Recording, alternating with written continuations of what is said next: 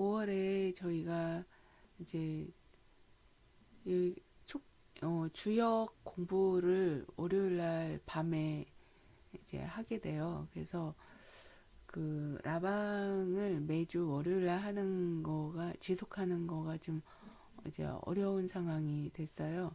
그래서 지금 이제 책은 조금 진도 나가면은 다 할 수 있을 것 같고요. 그리고 이제 책 진도 다 나가면 어, 책을 보는 시간은 접고 제가 이제 라방은 다른 방법을 좀 연구를 해봐야 될 것 같고요. 어떻게 해야 될지 혹시 아이디어 있는 분 아니면 원하는 게 있는 분은 여기 이제 자연스러운 치유, 요 자연스러운 치유 카페에 들어오시면 어, 무엇이든 물어보세요. 요 방에다가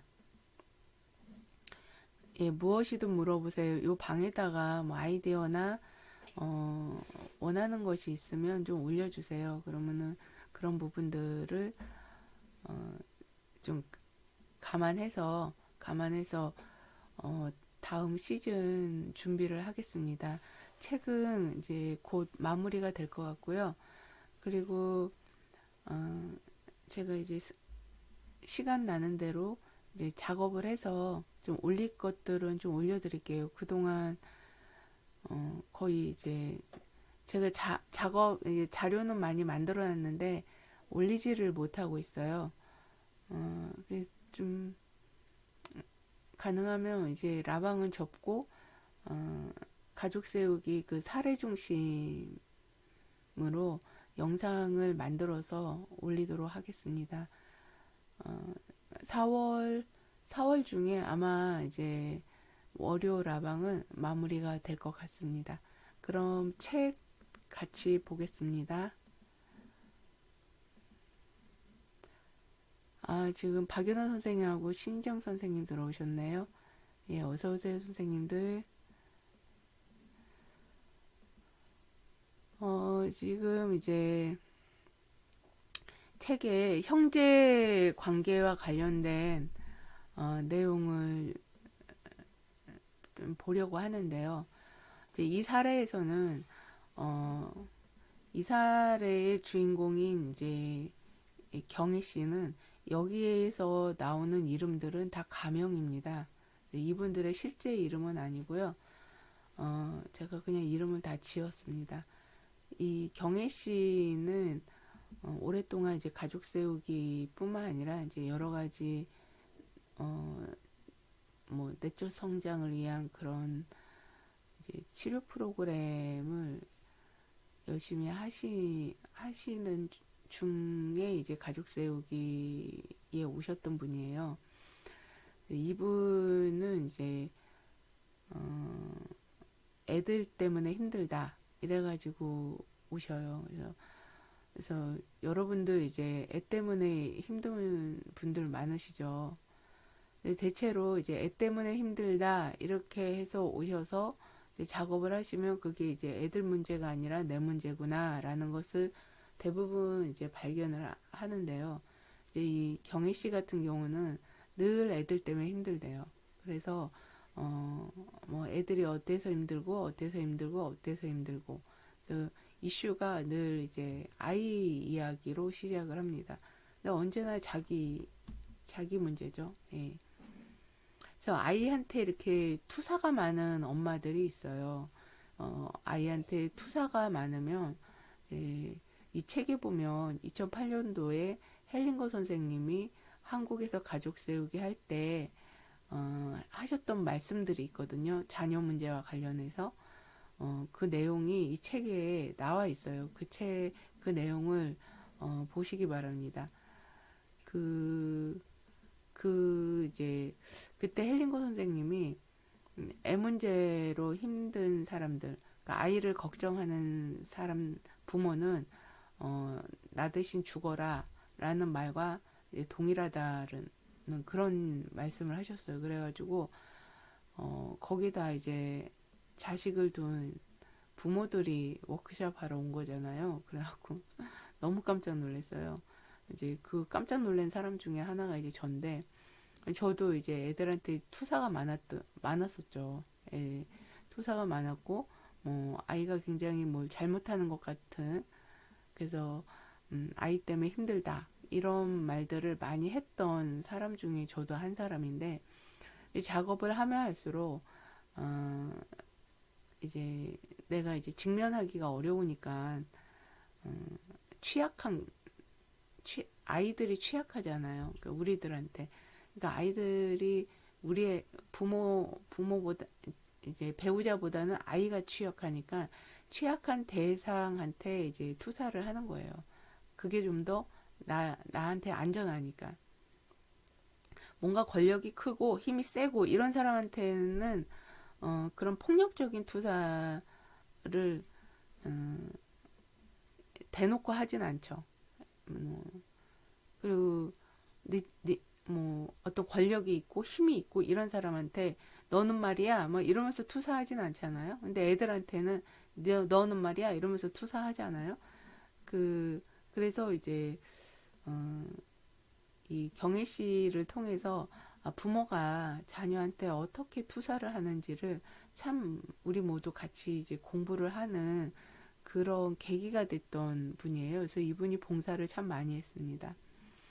여기서 사례는 어 이분이 이제 자녀한테 투사하는 것들은 굉장히 이제 다층적인 굉장히 다양한 이슈의 그 의식에서도 굉장히 그 층이 다른 그런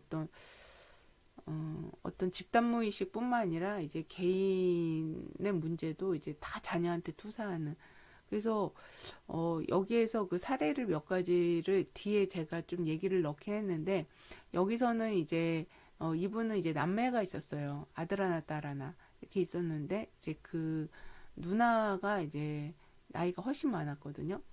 그래서 동생을 이렇게 돌보기도 하고 데리고 놀기도 하고 뭐 이럴 수 있는 누나였어요. 그 그렇기 때문에 뭐 이렇게 싸울 대상이 아니었죠. 그러니까 남매가 나이 차이가 많기 때문에 뭐 동생이 누나한테 덤비거나 이렇게 싸울 수 있는 그 정도 레벨은 아니었는데 여기서는 이제 동생이 폭력을 쓰기도 하고 누나가 이제 폭력을 부르기도 하고 동생을 막 속으로 괴롭히는 거죠. 그래서 폭력을 쓰게 해서 이제 혼내게 하는 거예요. 아들을. 누나가 동생을 혼내게 하는 거죠. 뭐 그런 식으로 형제간에 굉장히 엄마한테 혼나게 하는 그런 이제 영악스러운 행동을 하죠. 형제 관계에서 아마 여러분들도 형제들과 같이 살면서 형제가 이제 부모님한테 혼나게 하기 위해서 어떻게 해야 되는지 그런 전략들을 가지고 있는 분들이 아마 있을 겁니다. 저도 이제 아이를 키우면서 저희 이제 저희 딸은 굉장히 좀 터프해요. 터프하고 아들은 좀 소심해요. 그리고 도덕적이고 그러니까 아이한테 무슨 일이 있냐면 이제 누나는 라면이 먹고 싶으면은 제 지갑에서 1,000원을 꺼내서 라면을 사가지고 와서 끓여서 먹어요. 예. 그러고 나서 이제 뭐 나 엄마 지갑에서 1,000원 꺼내서 라면 사 먹었어. 뭐 이렇게 말하는 그런 성향의 딸이에요. 근데 아들은 이제 그런 거 하나 할래도 굉장히 이제 조심스럽고 허락을 받고 뭐 이런 절차를 이제 해서 엄마의 허락을 받아야 이제 라면을 사 먹는 그런 아이의 성격이 많이 다르죠. 근데 이제 어느 날 얘네들이 이제 딸은 중학생, 아들은 초등학생이었을 때인데 이제 딸이 또 이제 제 지갑에서 1,000원을 꺼내서 라면을 사가지고 와서 이제 끓여 먹었나 봐요. 근데 이제 동생한테 너도 라면 먹을래? 이렇게 물어봤나 봐요. 근데 동생은 엄마한테 허락도 안 받고 엄마 지갑에서 1,000원을 꺼내니까 이건 나쁜 짓이다. 이렇게 생각해서 나는 안 먹어. 그건 나쁜 짓이야. 이렇게 얘기를 했나 봐요.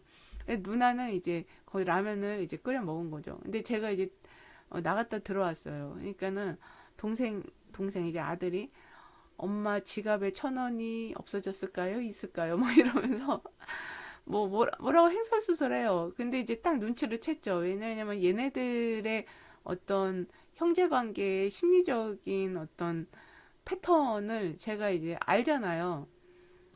알기 때문에 어 이제 아들이 이제 누나를 혼내키게 하려고 할 의도로 저런 말을 하고 있다라는 걸 이제 제가 알죠. 근데 이거를 모른다면, 이걸 몰라서 누나를 혼내키기나 하면 그 아이는 그렇게 수동 공격하는 방법을 어, 수동 공격하는 방법이 이렇게 뭐라 그러나 습관이 됩니다. 그래서 부모는 아이들이 이 관계 패턴이라든가 어, 어떤 어떤 뭐라 그러나 어떤 이슈들을 해결하는 방식이라든가 자기의 욕구를 충족하는 방법 이런 것들을 엄마들이 좀 관찰해서 알고 있어야 돼요. 왜 형제가 이제 똑같지가 않아요. 성향이라든가 걔네들이 존재가 완전히 다르기 때문에 그 존재가 이제 존재의 삶의 방식들, 생활 양식들이 같은 이제 부모 밑에서 태어났다 하더라도 이게 완전히 다르기 때문에 부모들이 그걸 좀 알고 있어야 돼요. 그래서 아이들의 전략에 이제 말려들지 않고 오히려 이제 그 경계 밖에서 아이들이 어떻게 관계를 하는지 이런 것들을 꿰고 있어야 되거든요. 다행히 저는 이제 얘네들의 패턴을 이해를 하고 있었어요. 그래서 이제 아들이 딸을 저한테 이제 혼내키게 하고 싶어가지고 이제 그렇게 이제 고자질을 한다는 거를 제가 이제 알았죠. 그래서 도덕적으로 접근하지 않았어요. 뭐 그래서 너는 라면 왜 안 먹었어? 제가 이렇게 물어봤어요. 그랬더니 눈을 동그랗게 뜨면서 그러면은 라면을 사서 먹어도 돼요? 엄마 지갑에서 돈을 훔쳤다니까요. 뭐 이렇게 얘기를 해요. 그래서 뭐 훔친 건 훔친 거고 뭐 허락을 안 받고 이렇게 꺼낸 건 꺼낸 건데 니네가 라면 누나가 라면이 많이 먹고 싶었었나 보지. 너는 라면 안 먹고 싶었어? 제가 이렇게 물어봤더니 그 다음부터 눈빛이 확 변하면서 막 억울하고 분하고 막 그러더니 막 밤 11시까지 그 짜증을 엄청 내더라고요. 그래서 그럼 너도 라면 먹을래? 그랬더니 제가 1,000원 줬어요. 그랬더니 편의점 가가지고 컵라면을 사다가 밤 11시에 그걸 해서 먹더라고요. 그래서 그냥 그 일은 그렇게 넘어갔어요. 이런 식으로 형제 관계에서도 한 형제, 그러니까 다른 형제를 아주 이렇게 괴롭히는 방법들이 좀 저마다 다양해요. 누구는 그냥 대놓고 때리지만, 누구는 아주 이제 그러니까 안 보이게 해서 그러니까 부모님한테 혼나게 이렇게 만드는 경우도 많이 있거든요. 그래서 그 형제 관계에 그런 식으로 말려들면, 그 아이들의 그런 이제 건강하지 않은 패턴들을 부모가 이제 강화시키는 거죠. 그래서 자녀의 훈육에 있어서 이 도덕적 집단 양심의 기반으로 아이들을 훈육하면 어, 그 굉장히 이제 나중에 뭐 처음에야 뭐 그게 어, 뭐 어떨 때는 그게 이제 굉장히 현명한 방법일 수 있는데 길게 보면 아이들이 삶의 지혜를 배우는 것은 영적 양심에서 배워요. 영적 양심에서 배우지 도덕적 집단 양심에서 아이들이 자신의 그 앞에 뭐 난관들을 뚫고 나가고 하는 그런 힘들은 도덕적 집단 양심에서 배우지는 못해요. 걔네들도 다 도덕적 집단 양심에 무의식적으로 매여 있기 때문에 그거를 가리킬 일은 없어요. 그러니까 항상 영적 양심의 관점에서 도덕을 뛰어넘는 그러면서 그 아이들이 갖고 있는 어떤 음, 사고를 이렇게 초월한 영역에서 아이들을 관계를 해야 아이들이 갖고 있는 고정관념이나 편견이나 이런 것들을 이제 넘어갈 수가 있거든요. 그러려면 이제 아이들을 잘 관찰을 해야 돼요. 그래서 여러분들이 이제 만약에 자녀가 이슈가 이제 서로 다툼이 많다. 그러면은 그게 본인의 이슈랑 관계될 가능성이 높습니다. 그래서 이 경애 이슈, 경애의 사연을 한번 읽어보시면, 어, 여기에 이제 다양한, 경애가 겪고 있었던 다양한 이슈들 중에 몇 가지를 좀 넣었어요. 그래서, 어, 아주 다양한, 이슈로 인해서 형제 다툼이 일어나요. 예. 그래서 그거는 내가 통찰할 수 있는 힘이 있을 때 그런 것들을 좀 볼 수 있거든요. 그래서 여기 경애 작업에서 나온 거는 경애는 이제 맞달이에요, 맞달. 맞달이어가지고, 이제 여기 집안이 좀 엮이는 가정이었거든요. 그러니까 이제 엮이는 가정 안에는 언제나 이제 희생자가 있죠. 그러니까 맞달이었던 경애는 희생을 요구당하는 그런 가정 환경에서 컸어요. 그래서 어, 늘 이제 자기가 가족을 위해서 희생을 하면 가족이 이제 굉장히 행복하게 살 거다라는 그런 상에 사로잡혀 있는 부분들이 있었어요. 근데 그런 것들이 있다 보니까 늘 이제 만약에 그런 생각으로 가득 차 있다면 그 살맛이 나겠어요? 당연히 당연히 이제 우울하죠. 우울하고 외롭고 행복하지 않죠. 그래서 이분은 이제 그런 이제 뭔가 이제 뒤틀려 있었어요. 예. 내면에서 어떤 착하고 좋은 사람인데 내면이 뒤틀려 있었어요. 그런 것 때문에 굉장히 고민이 많았거든요. 그런 게 이제 아이들의 양육 과정 안에서 그대로 이제 대물림돼요. 그 정서가. 그래서 어 아이들이 이렇게 이렇게 싸우는 거를 봐도 그냥 이제 가볍게 보이지가 않는 거예요. 왜냐하면 자기 안에서 늘 이렇게 갈등이 많았기 때문에 내면에서 계속 뭐가 이렇게 충돌이 일어나고 자기 마음 안에서 찌그덕찌그덕 소리가 나니까 밖에서 아이들이 싸우는 것도 굉장히 이제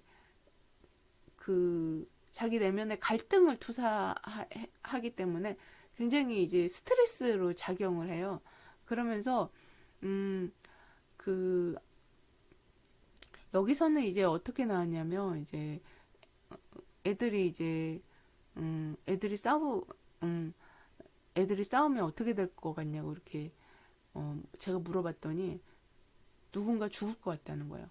형제가 그렇게 죽 어린애가 죽기 살기로 싸우지는 않잖아요. 게다가 누나는 훨씬 나이가 많은데 그런데 이제 이 경애는 누군가 죽을 것 같아요. 이래요. 그러니까 현실의 어떤 상황에 맞는 이 현상을 있는 그대로 보고 현상을 이해하는 게 아니라 어떤 상에 사로잡혀 있으면 형제 관계에서의 다툼을 보면서도 저러다 누가 하나 죽으면 어떡하지? 이런 생각을 한다는 거죠. 그래서 이제 제가 이제 어쨌든 이게 이제 아이들 다툼을 있는 그대로 보지 못하는 경의 이슈라는 거를 금방 알 수가 있죠. 그래서 제가 이제 그렇게 죽어도 된다.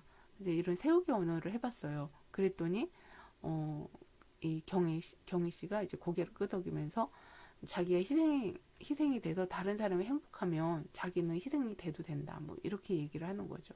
이게 진짜 이슈인 거죠. 희생자가 자기가 희생자가 되려고 하는 이런 피해 의식. 예. 그래서 이런 피해 의식이 있으면 언제나 이제 주변 사람들을 가해자로 만들거든요.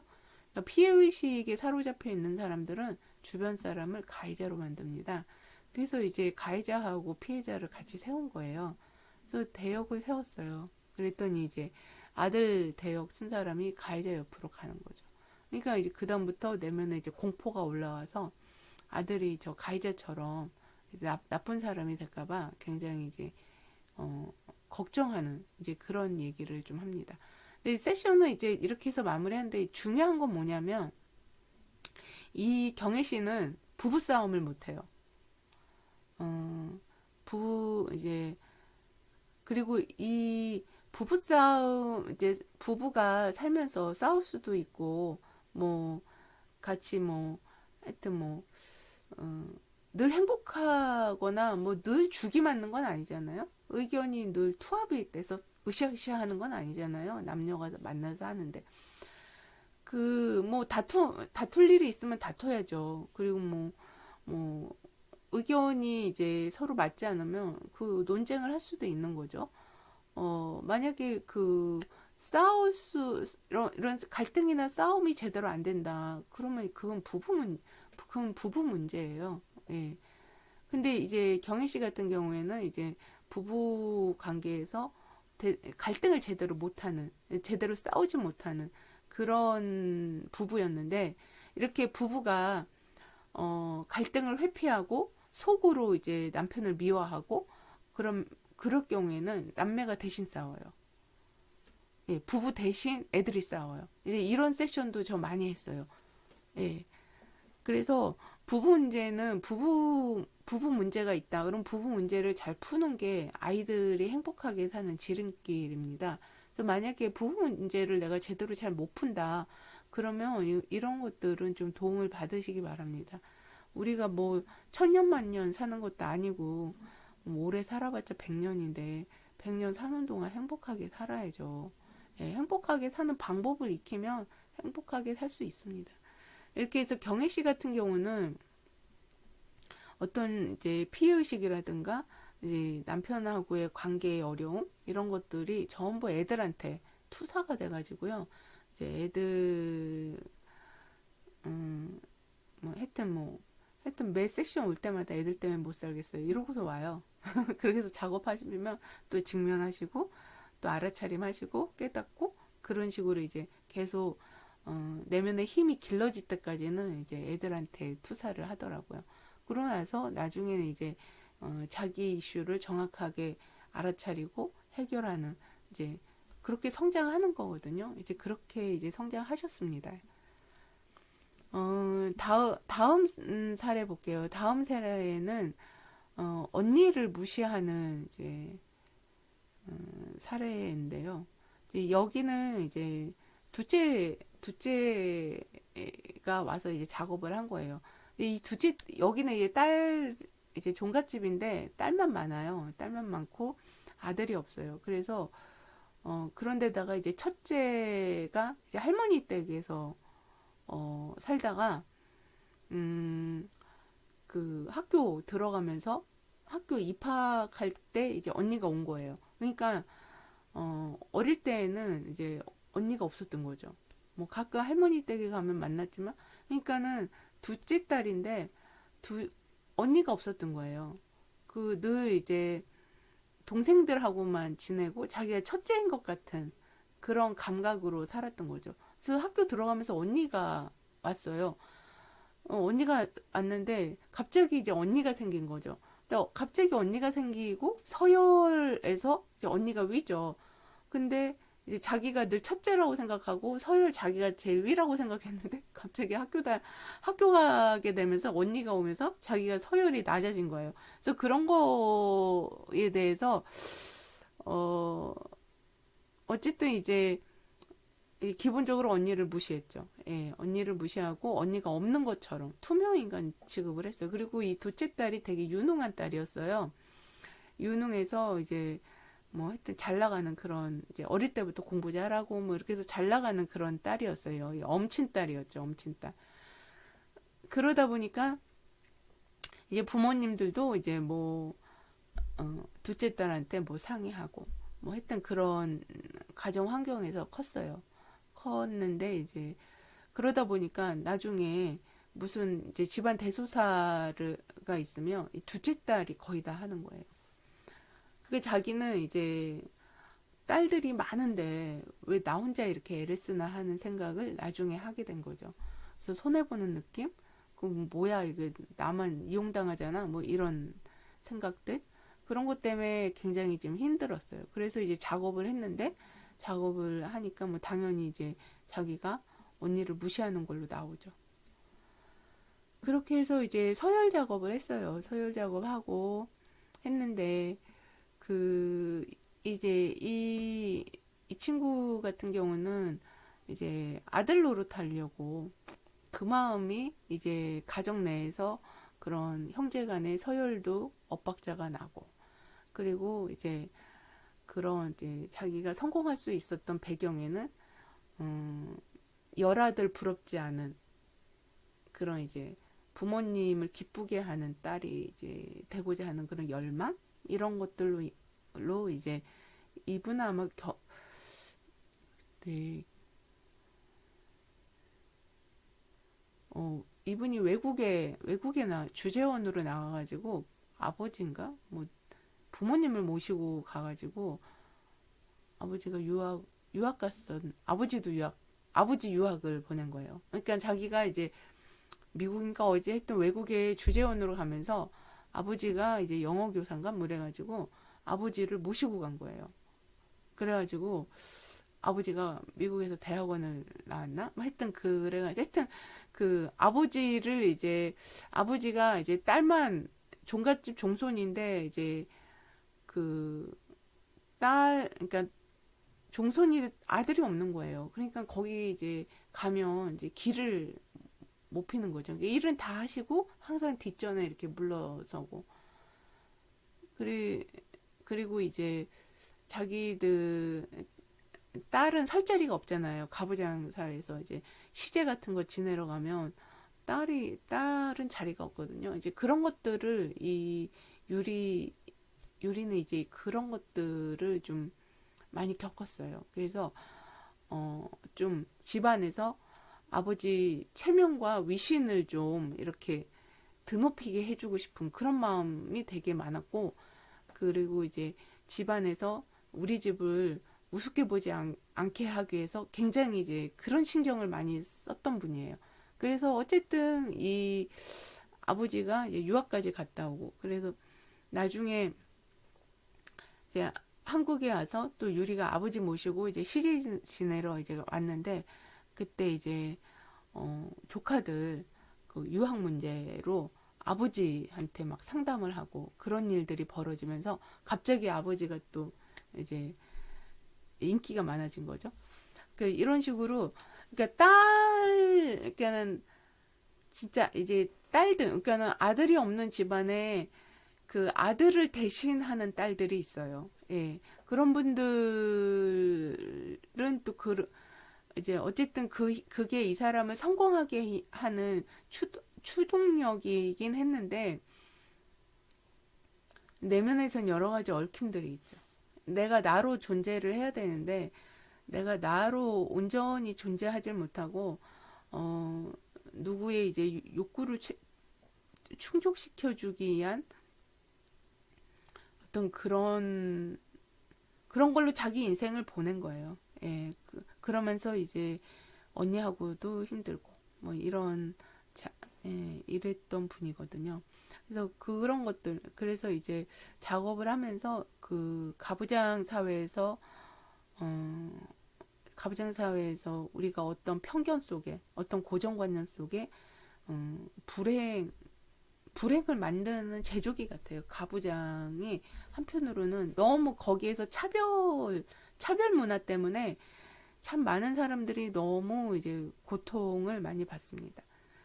거기에 이제 여자는 고통받고 남자는 고통받지 않는다. 이거 아니에요. 여기 보니까 유리 아버지는 아들이 없어가지고요. 일은 다 하고, 앞에 나서지를 못했어요. 아들이 없어가지고. 예, 그런 애로사항들이 있었고, 그거를 항상 가슴 아파 있어요. 그리고, 여기는 이제 유리 엄마가 이제 무슨 장사인가 뭐 해가지고 돈을 많이 벌어가지고 그 시제 지내는 비용이라든가 이런 것들을 다 댔어요. 왜냐하면 아들을 낳아야 된다고 해서 첩을 얻으라고 집안에서 이제 어른들이 아들을 낳아가지고 와라 밖에 나가서 그런 얘기가 많았거든요. 그러면은 유리 엄마 입장에서는 그 유리 엄마 입장에서 어떻게 되겠어요? 그래가지고 그거를 돈으로 이렇게 다 커버를 했어요. 이게 얼마나 비극입니까? 예. 그러니까 하나의 전통, 하나의 문화가 개인한테는 비극으로 와요. 불행의 씨앗으로 와요. 그래서 그런 것들에 깨어 있어야 됩니다. 우리가 정말 우리의 삶을 온전하게 기쁘게 하는 그런 요소들이 하나의 문화로 이렇게 정착이 돼야 되는 거지. 어떤 일부 계층의 권력을 유지하기 위해서 만들어진 문화가 계속 대물림되는 거는, 그런 것들은 우리가 이제 눈을 탁 뜨고 알아차리고 그런 것들은 다 개선해야 돼요. 개선해야 돼요. 그런 것들을 계속 유지할 필요는 없죠. 예. 예, 유지할 필요는 없습니다. 예, 다 집단 양심입니다. 예, 행복하게 사는 방법들을 한번 연구해 보시기 바랍니다. 그리고 집단 양심이라는 거는 계속 변해요. 예, 예, 시대가 바뀌면 집단 양심 계속 변합니다. 집단 양심이 딴 게 아니라 그 사회 문화적인 어떤 도덕이거든요. 관습. 예, 그런 건 다 변화하게 돼 있어요. 어, 우리의 집단 양심이 정말 사람들을 행복하게 하는 집단 양심인가? 이런 것들을 잘 봐야 돼요. 그래서 정말 사람들이 행복한 집단 양심을 개발하시기 바랍니다. 예, 다음에는 이제, 쟤는 이 오빠가 어머니 장례식에 오지 않았다. 이 세션은 정말 인상적인, 지금도 기억이 나요. 제가 세션을 하면 기억이 안 나거든요. 그리고 다 남의 일이, 많은 분들이 제가 그걸 기억하는 줄 아세요. 그래갖고, 지난번 세션에서요, 이걸 했는데요. 이렇게 얘기를 하세요. 근데 기억 하나도 안 납니다. 저는 이렇게 남의 일에 관심 없습니다. 예. 그 다 내담자들 일은 다 남의 일이죠. 저하고 상관이 있는 게 아니라 저는 그냥 그 이슈를 가지고 이제 작업을 하는 촉진자지, 그걸 기억하고, 만약에 이렇게 기억한다. 그러면 지금 이 세션 같이 이렇게 기억한다. 이러면은 이거는 저한테 어떤 의미 있는 세션인 거예요. 그러니까 제 삶에 저한테 저한테도 이런 이슈가 있을 가능성이 있는 거죠. 그러니까 저와 동일한 이슈를 가지면 제가 그걸 기억을 해요. 예, 기억을 하는데 제가 이제 그렇지 않으면 거의 이제 기억이 안 납니다. 근데 이 이슈는 어, 제가 이제 지금도 기억이 나요. 근데 왜 기억이 나는지 모르겠어요. 왜 기억이 나는지 모르겠어요. 왜냐하면 이 세션과 유사한 일을 제가 겪은 적은 없는데, 어, 헬링거 선생님이 하셨던 말씀을 제가 너무 생생하게 경험해서 기억이 나는 것 같기도 해요. 어떤 얘기냐면, 어떤 이제 중년의 이제 부인이 이렇게 여사님이 오셨어요. 여사님 오셔서 자기가 지금 이제 곧 이제 친정 어머니 이제 기일이 온대요. 기일이 오는데 어, 그 자기 엄마가 돌아가실 때 자기 이제 오빠 있고 밑에 딸이 쫙 있는 거예요. 근데 그 오빠가 장례식에 안 나타났다는 거예요. 그래서 완전 이 사람들이 경상도 사람들이에요. 경상도 양반집. 근데 그 아들이 안 나타난 거예요. 장례식에. 이게 상주가 없는 거죠. 상주 없이 장례식을 치러가지고 완전 지방망신이, 그런 지방망신이 없었다고 그 얘기를 하면서 이제 무슨 일이 있었는가를 얘기하는데, 이제 그 이분이 이제 경상도의 대구 그쪽이, 대구 했던 그쪽인데, 거기가 이제 옛날에는 대구 변두리였대요. 그때는 땅이 5천 원, 뭐 3천 원 이랬대. 평당 3천 원, 평당 5천 원 이랬대요. 그래갖고 아버지가 갑자기 돌아가시면서 이제 땅이 많았는데 그 평당 3천 원, 5천 원, 뭐 아주 그 헐값이어서 아버지가 갑자기 돌아가셨고, 자기들은 뭐 중학생, 고등학생 이렇게 어렸고, 오빠는 이제 대학생이었대요. 의대 다녔대요. 그래갖고 그 땅이 전부 오빠한테로 넘어갔대요. 그래서 오빠한테로 다 넘어가서 자기들은 이제 10원도 이제 상속을 못 받았대요. 그리고 이제 엄마 집하고 엄마 집 주변에 약간의 밭, 뭐 이 정도 남겨놓고 오빠가 다 가져갔는데, 그 땅이 신도시가 되면서 땅이 뭐 1000배인가 이렇게 올랐대. 뭐 100배인가 1000배인가 하여튼 뭐 무지하게 이제 뛴 거죠. 상상할 수 완전히 로또 맞은 거죠. 그렇게 됐대요. 그런데 이제 오빠는 그렇게 됐는데 이제 여자 형제들한테 이제 안 나눠주죠. 거의 안 나눠줍니다. 나눠주는 걸 내가 본 적이 별로 없어요. 그랬는데 이제 오빠는 어쨌든 이제 서울에서 이제 병원까지 내서 병원이 잘 돼서 이제 병원 자체가 한 중간 정도 규모의 병원을 운영하는 이제 의사래요. 의사가 됐대요. 그렇게 됐는데 이제 엄마가 심장병을 갖고 있는 거예요. 그래서 세 번째 심장인가 뭐 했든 두 번째인가 세 번째인가 심장 수술을 하는데 세 번째인가 보다. 첫 번째하고 두 번째는 n분의 1을 했대요. 병원비를. 형제에게는 딸들과 이제 오빠하고 그걸 n분의 1을 했대요. 그래갖고 이 딸들이 아니 재산은 모두 오빠가 다 가져갔는데 무슨 병원비를 n분의 1을 했냐. 이제 마음에 이게 맺혀 있었던 거죠. 그러다가 이제 세 번째 수술을 하게 됐는데 그것도 n분의 1 하자고 한 거예요. 그래가지고 딸들이 이제 화가 난 거예요. 그래가지고 그러면 그 병원비가 5천만 원인가 뭐 그렇게 나왔대나 뭐 하여튼 몇 천만 원 나왔대요. 그러니까 그 병원비 그 오빠 이제 엄마 집하고 그 밭 뭐 재산 가진 김에 다 가져버려. 다 갖고 엄마 병원비 오빠가 다 내. 이렇게 딸들이 이제 화를 낸 거죠. 그렇게 말하면서 화를 낸 거죠. 그 이후로 오빠가 연락 두절이 된 거예요.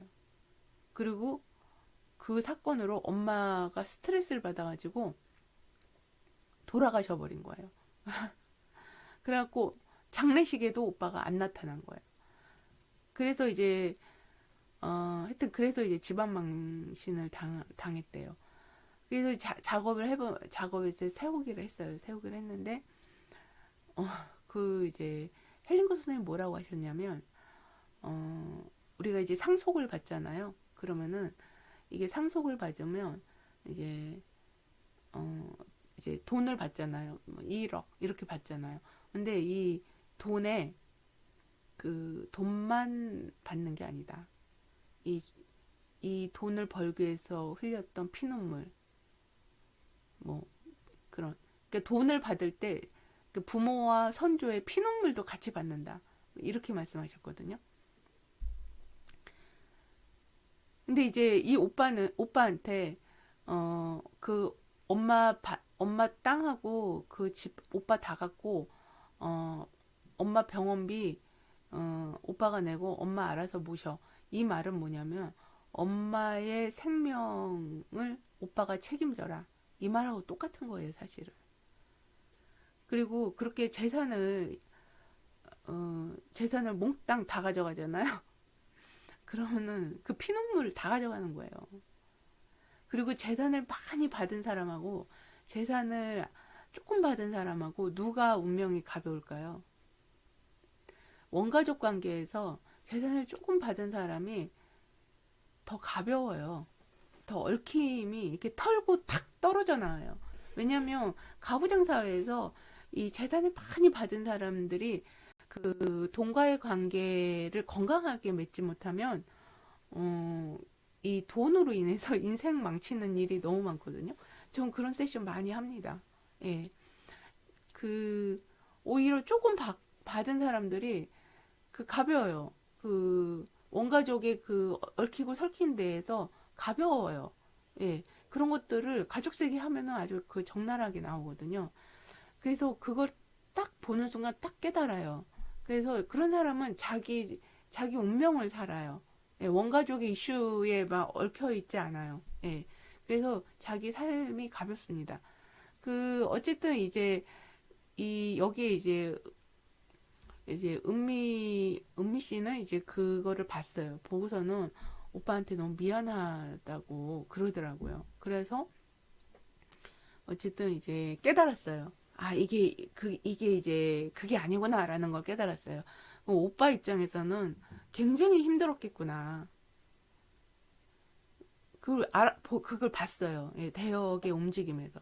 그러고 나서는 굉장히 이제 고맙다고 하고 이제 갔습니다. 그래서 그 이후에 어떻게 됐는지 모르겠어요.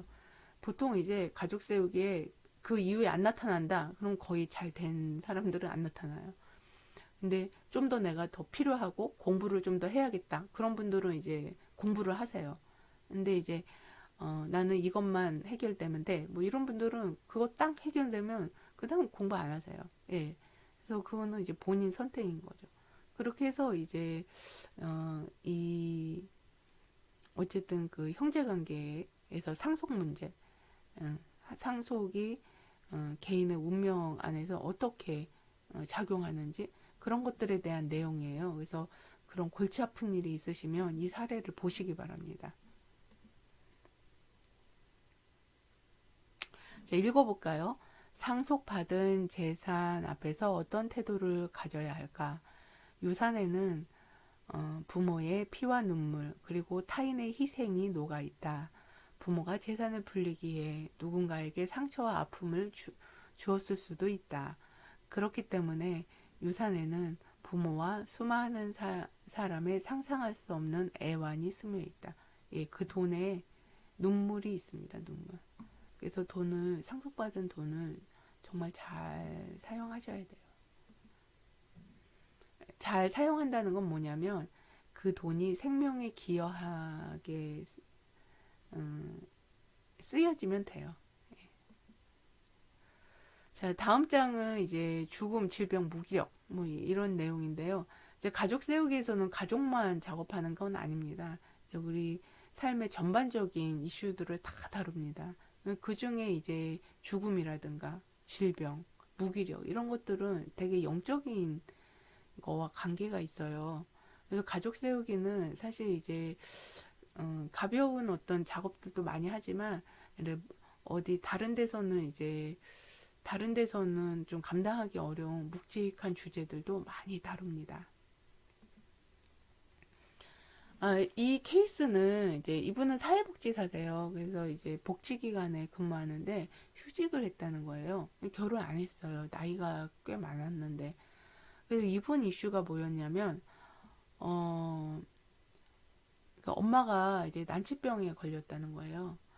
그래서 엄마가 갖고 있는 증상을 자기가 똑같이 지금 경험하고 있고, 그래서 너무 아파서 이제 휴직인 상태예요.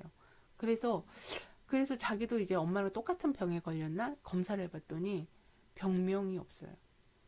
예, 몸은 아픈데 병명이 없어요. 이런 것들은 다 이제 그 신체화 이런 거 이제 신체화라고 하거든요. 신체화 증상이 있는 거예요. 그래서 정신적인 엄, 엄마하고의 이별을 엄마가 이제 연세가 드셨고 난치병으로 고생을 하는 중이니까 이제 죽음이 이제 얼마 안 남은 거죠. 엄마의 죽음, 엄마하고의 이별을 준비해야 되는데 이분은 이제 엄마 돌아가시면 아버지도 없고 엄마 돌아가시면 아마 자기 혼자밖에 없었을 거예요. 그러다 보니까 자기한테는 이제 엄마밖에 없는 거죠. 예. 그러니까 엄마를 여의는 것에 대한 두려움이 굉장히 컸었던 거죠. 그래서 그 엄마 대신 자기가 이제 죽으려고 하는 그런 내면의 태도가 이렇게 이제 엄마와 똑같은 증상에 시달리는 현상으로 나타났습니다. 그래서 이분은 이제 깨달았어요. 깨달아서 아예 엄마가 돌아가셔도 자는 이제 그분들은 이제 취약계층의 아이들을 돌보는 그런 일을 하셨거든요. 그래서 자기는 어쨌든 자기 하는 일은 사회적으로 의미가 있고 그 엄마가 돌아가셔도 자기는 또 의미 있는 일을 하면서 살다가 때가 되면 자기도 죽으면 될 것 같다 이렇게 해서 깨달으셨어요. 그래서 이 세션 할 때도 굉장히 많은 분들이 공감을 많이 하셨어요. 엄마의 죽음에 대해서 많은 분들이 어려워하세요. 엄마를 잘 못 보내세요. 예. 그 엄마가 죽으면 안 될 것 같다는 얘기들을 이제 많이들 하십니다. 그런 부분들에 대해서 이슈가 있는 분들은 이 사례를 좀 보시기 바랍니다. 도움 많이 되실 거예요. 자, 여기 눈먼 사랑에 대해서 이제 내용이 나오네요. 예, 눈먼 사랑이란 부모의 운명이나 짐을 대신 지려는 자녀의 충성심에서 비롯된다. 이는 부모에게 귀속되고자 하는 욕구로서 집단 양심을 강화하는 무의식의 작용이다. 이 집단 양심은 무의식적이기 때문에 영혼의 풀림을 통해 회복된다. 영혼의 풀림은 이별을 요구한다. 예, 엄마하고의 이별을 요구하죠. 부모의 죽음을 통한 이별은 부모의 죽음을 어떤 상상이나 희망 없이 일어난 사건 그대로 받아들임으로써 특별한 차원에서 부모와 관계 맺기에 더 깊은 보호와 안정감 속에 있게 한다. 예, 죽음 작업을 많이 하는데요. 이제 관계가 달라져요. 예, 부모님이 돌아가시면 살아있을 때의 관계하고 이제 죽은 자와 산 자의 관계로 관계가 달라질 뿐이지 그 연결이 끊어지거나 하진 않거든요. 그래서 그 깊은 연결, 오히려 더 깊은 연결감을 가질 수 있습니다. 이런 이슈가 있으시면 요 사례를 보시고 이제 사실 그리고 부모한테서 죽음을 배우는 게 순리에 맞죠. 예. 저는 우리 애한테서 죽음을 배웠어요. 막내 아들한테서. 자식한테서 죽음을 배우는 것만큼 힘든 일은 없습니다. 예, 부모를 통해서 죽음을 배우는 배우는 거가 가장 좀 자연스러운 것 같아요. 예. 예. 여기는 이제 여기는 굉장히 상실 트라우마가 이제 대물림되는 그런 집안이에요. 예. 의지할 사람이 없어서 이제 죽고 싶다. 예. 이 독립운동가의 자손인데 후손인데 어쨌든 일제강점기에 이제 외증조부가 이제 옥사를 해요. 예, 감옥에서 돌아가시고 충격을 받은 외증조모가 자살을 합니다. 그리고 이제 어린 외할머니는 이제 고아로 크죠. 그래서 그 외할머니의 이제 딸이 이제 이분의 엄마였던 거예요. 다 이제 좀 조실부모하는 그런 어떤 패턴이 있었고요. 이렇게 죽음에 대한 어떤 비극이 대물림되고 이 상실 트라우마가 치유가 잘 안 되면 이게 계속 대물림돼요. 그래서 온전하게 살기가 굉장히 어렵습니다. 그래서 이런 작업들을 할 때마다 늘 이제 국가폭력 유가족이라든가 이렇게 일제강점기에 독립운동 하셨던 분들의 후손들 이런 분들을 좀 같이 가족 세우기를 하는 그런 프로젝트라도 좀 하면 좋겠다 그런 생각이 좀 많아요. 예. 그래서 어떻게 해야 될지 모르겠지만 어쨌든 그런 이분들이 아직 살아계시고 그러니까 국가폭력 유가족이나 생존자들이 아직 이 시대에 동시대에 우리랑 같이 호흡하고 있잖아요. 네, 그분들의 그런 쇼크나 트라우마 그리고 그 후손들이 갖고 있는 그 발달 트라우마 이런 것들이 다 우리들한테 영향을 미칩니다. 우리 사회에. 그래서 그리고 이런 이제 비극에서 각 집집마다 각 개인마다 자유로운 사람이 없어요. 이제 이건 우리 사회의 이슈이기 때문에 사회 이슈는 다 우리들 개인의 이슈랑 연관이 되어 있습니다. 그래서 저는 이런 가족 세우기가 이제 이런 이슈를 가진 분들한테 큰 도움이 되기 때문에 그런 일들을 좀 하고 싶어요. 그래서 이렇게 독립운동가의 후손들을 이제 같이 작업을 한다거나 이슈가 같기 때문에 사실 그 형태장도 우리한테 큰 치유가 일어나는 형태장이 일어날 거거든요. 그렇게 해서 좀 사회적으로 가족 세우기가 이제 좀 현지화하는데 이제 우리 사회에 맞게 우리 사회에 필요한 요소들을 좀 해결하는데 기여할 수 있기를 바랍니다. 어쨌든 여기는 계속 상실 트라우마가 이제 대물림 되다 보니까 늘 이제 죽고 그러니까는 죽음하고 아주 친해요. 예, 그리고 죽고 싶은 마음이 막 많고 이제 우울하고 고독하고 이런 이제 정서가 늘 대물림 되어 있죠. 여기서는 이제 거의 이제 명상 작업을 통해서 집단 작업을 했고요.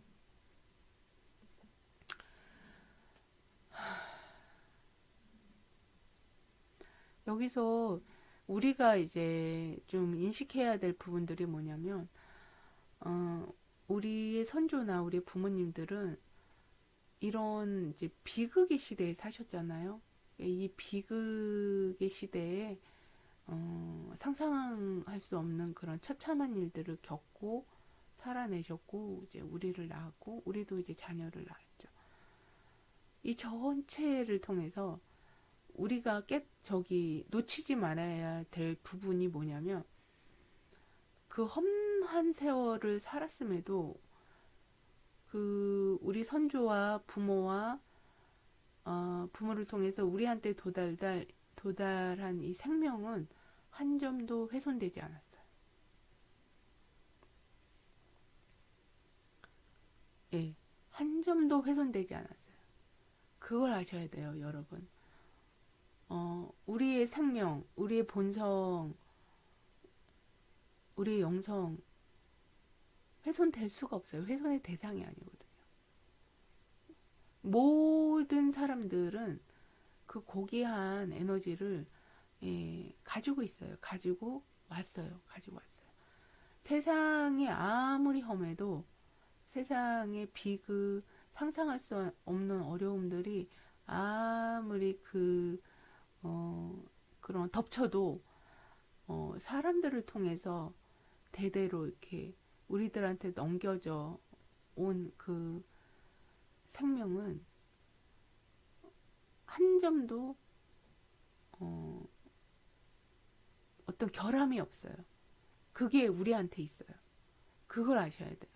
우리는 어떤 이 비극적인 부분에 꽂혀가지고 우리 안에 있는 이 빛을 못 보거든요. 이걸 잊어버려요. 그래서 우리가 알아야 될 거는 우리 안에 이런 고귀한 빛이 그 험난한 세월 속에서도 훼손되지 않고 우리한테 도달했다.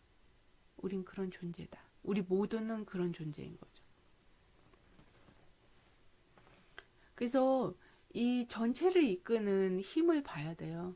예, 이 개인의 운명을 넘어서서 전체를 이끄는 힘이 이제 어디로 향하는지, 우리는 거기에 내맡기고 사는 그런 겸손 이런 것들을 배우는 게 지금 우리가 하는 공부들이다. 이렇게 보시면 됩니다. 그래서 좀 뭔가 이렇게 집안에 비극이 많고 이런 분들은 이 세션을 보시면 굉장히 도움이 많이 됩니다. 예, 이제 여기까지만 두 개만 더 할게요. 이거는 이제 동생은 잡히고 나는 무기력하다. 여기에 나오는 이 보현이라는 분은 신동 소리를 들었었대요. 어릴 때. 수학 천재 뭐 이런 말을 들었었대요. 근데 완전히 아무것도 안 하고 이제 밤새도록 게임하고 낮에 자고 그런 이제 생활을 하는 그런 청년이었는데요. 이제 집안 형편이 굉장히 좀 암울해요. 예, 아버지가 이제 인세수 하다가 망하고 이제 집안 이제 거덜이 나서 자폐 동생하고 엄마는 시골에 가 있고 아버지는 이제 일 때문에 이제 수도권 어디에서 이제 원룸에서 사시면서 일하고 뭐 이렇게 해서 되게 어렵게 살고 있는 분이었는데 이제 고모가 좀 개인 세션 해달라 그래가지고 이제 개인 세션 하다가 이제 그 가족 전체 와서 이제 세션을 하신 분인데 여기서 이제 보면은 그 모기 쪽으로 굉장히 이제 비극이 있었던 거죠. 그런 것들이 여기 나와요. 근데 중요한 건 뭐냐면 이 보현 엄마가 직면하지 않았어요. 직면하지 않고 계속 도망 다니고 계속 말씀을 하시면서 회피하고 그러셨어요. 그때 작업에서. 그 이렇게 이제 부모가 직면 이제 치유 작업을 제대로 이제 못하고 이럴 때는 여기는 일가족이 다 왔으니까 4명이 다 왔거든요. 그럴 때 아이들을 세우면 도움이 많이 됩니다. 신기하게도 엄마들이 자기 원가족 이슈에서는 아이처럼 행동하는데 자기 아이가 딱 서서 엄마를 보고 있으면 이 엄마들이 정신을 차려요. 아이를 위해서. 정말 그런 건 정말 신기한 것 같아요. 여기서도 마찬가지였어요. 자기 아이를 위해서 정신 차리고 사는 거예요, 이 엄마가. 그래서 어쨌든 이 섹션하고 제가 이제 이 섹션 하고 나서 이제 나중에 2주 후인가 전화를 했더니 운전면허증 학원을 다닌다고 하더라고요. 그래서 이제 뭔가 이제 움직이기 시작한 거죠. 정말 뭐 지금은 이제 지금은 이제 나이 꽤 먹었을 거예요. 이것도 오래전에 있었던 세션인데 이렇게 이제 가족 세우기에서 이제 자폐나 정신분열 환자들을 돕고 있는데요. 헬링거 선생님은 이제 언제나 이제 자폐, 그러니까 정신분열이나 자폐는 이제 형태장이 굉장히 유사해요. 예, 유사하고 그래서 이제 그리고 정신분열 이렇게 약 드시는 분들 오시잖아요. 오시면은 이제 한겨울에 오셨는데 방에 난방을 하는데 뜨뜻한데도 이 오발을 안 벗어요. 몸이 냉해가지고 이 막 모자까지 털 모자까지 달린 이런 잠바를 이렇게 입고 앉아 있어요. 방이 따뜻한데 땀이 안 나요. 근데 세션을 딱 하잖아요. 그럼 옷을 벗기 시작해요. 네, 속에서 신경계가 이제 얼어붙었던 신경계가 이제 녹으면서 땀이 나는 거예요. 그러니까 하면서 계속 옷을 벗어요. 세션 하면서 계속 옷을 벗으면서 땀을 막 흘려요. 그런 거 보면 너무 신기하고 정말 감사해요. 뭔가 이제 그 얼어붙었던 그 영혼의 움직임이 움직이기 시작하는 거죠. 그래서 이 가족 세우기는 이제 자폐나 정신분열 이런 이제 큰 작업을 할 때는 언제나 이제 전 가족을 생각하고 전체 그 가족 공동체를 생각하고 가족 공동체를 가슴에 품고 촉진을 합니다. 예, 헬링거 선생님이 그렇게 가르쳐 주셨어요. 그래서 이제 자폐나 정신분열 관련 세션 도움이 필요하신 분들은 오셔서 같이 작업하시면 좋을 것 같습니다. 예, 다음에 이제 일하고 돈에 대한 세우기네요. 이제 10시입니다. 이제 저는 1시간씩만 할래요. 너무 힘들어서 더 이상 못하겠어요. 이거 이제 다음 주에 할게요. 그래서 4월달 내에 그 책은 다 띄고요. 제가 이제 이슈별로 세션 했던 것들을 좀 정리를 해서 한꺼번에 좀 다 올려드리고요. 이게 특히 이제 동관계에 대해서 좀 더 많이 이제 좀 듣고 싶어 하시더라고요. 그래서 좀 정리해서 올리고 이제 돈 세우기 교육을 아마 조만간 할 수도 있습니다. 예. 그렇게 해서 이제 하나씩 여러분들한테 도움이 될 만한 것들을 연구해서 좀 빠른 시일 안에 좀 드릴 수 있도록 그렇게 노력하겠습니다. 예, 선생님들 감사드리고요. 편안한 밤. 예. 강준 선생님 이제 늦게 들어오셨나 보네요. 예, 선생님들, 예, 고맙습니다. 예, 고맙습니다. 우리 이제 또 만나요. 예, 고맙습니다.